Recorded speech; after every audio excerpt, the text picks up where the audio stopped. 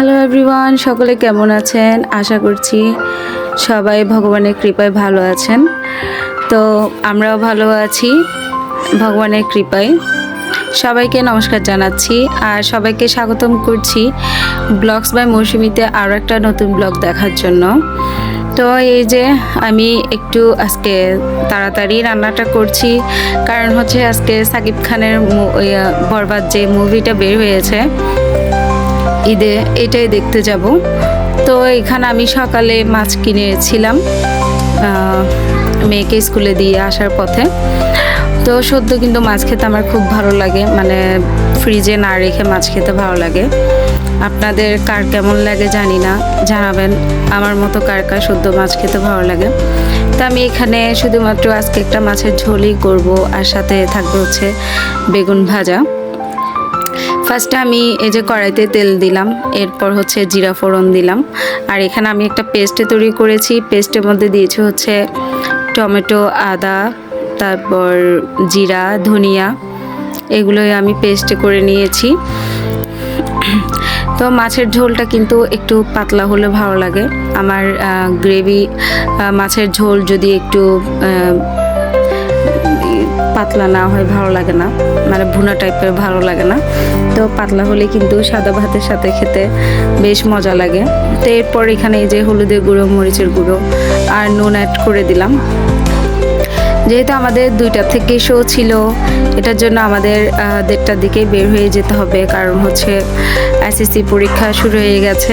এটার জন্য মানে রোড ঘাটে অনেকটাই জ্যাম থাকে, জ্যাম হতেও পারে, আর হয়েছেও কিন্তু জ্যাম। এক সাইডে রোড দিয়ে যেতে না পেরে আরেক সাইডে গিয়েছি আমরা। যেতে যেতে প্রায় 10 মিনিটের মতো লেট হয়েছিল, কিন্তু তারপরে আমরা যখনই মানে মেগাস্টার সাকিব খানের এন্ট্রি ছিল তখন থেকেই কিন্তু দেখতে পেরেছি। এটা একটা ভাগ্যের বিষয় ছিল। ভাগ্য বলতে আসলে এখন তো তেমন টিকিট পাওয়া যায় না, যেদিন আপনি চাইবেন সেদিন দেখতেও পারবেন না, পরের দিন হয়তো দেখতে হবে। তো সব কিছু মিলিয়ে আর সেভাবে সময়টা হয় না। আর ঈদের মধ্যে তো যাওয়াই যাচ্ছিল না, মানে সব টিকিট বুক করা এরকমই। তো এই যে আমি মাছটা যে তেলের মধ্যে ভেজেছিলাম, ওই তেলের মধ্যে আমি এই যে এখানে শিম, আলু, টমেটো একটু ভেজে নিয়েছি, আর এখানে এটা পরে এখানে দিয়ে দিলাম। এখানেও একটু কষিয়ে ফেলবো ভালো করে, কষিয়ে একদম তেলটা বের করে ফেলবো, তাহলে কিন্তু যে কোনো কষিয়ে তেলটা যদি বের করে ফেলি তাহলে কিন্তু খেতে অনেকটাই মজা লাগে। তো আমি রান্না কিন্তু কারো থেকে শিখিনি, নিজে নিজে করি যতটুক যেমন ইচ্ছা হয়।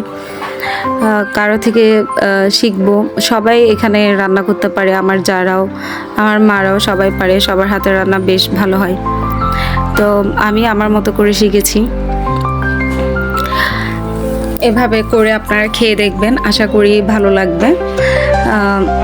হালকা এখানে এগুলো যদি যাদের ঘরে ব্লেন্ডার নাও থাকে, তাহলে এগুলো যদি কুচি কুচি করে দেওয়া হয় বা একটু ওই গ্রেটার দিয়ে গ্রেট করে দেওয়া হয়, তখনও কিন্তু ভালো লাগে খেতে। তো আমি একসাথে কাজটা করে ফেলার জন্য শর্টকাটে এটাই করেছি। এটাই আমার বেশি ভালো লাগে, গ্রেট করে দেওয়ার চাইতে এটাই বেশি ভালো লাগে। তো এখানে যে পরিমাণ মতো জল অ্যাড করে দিলাম, বেশি আবার ঝোল করব না। সকাল বিকালের জন্য যেহেতু রান্না করে ফেলছি, সেহেতু অল্প করেই ঝোল দিচ্ছি। তো মুভিটা নিয়ে কী বলবো, আমার তো দেখে অসম্ভব ভালো লেগেছে।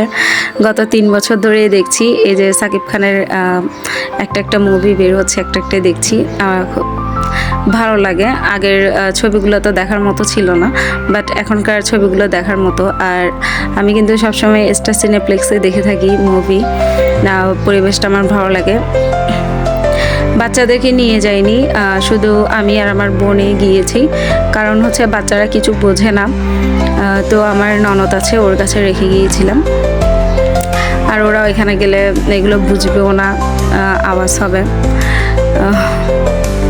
আর তাছাড়া যে কোনো মুভি বলতে যেগুলো একটু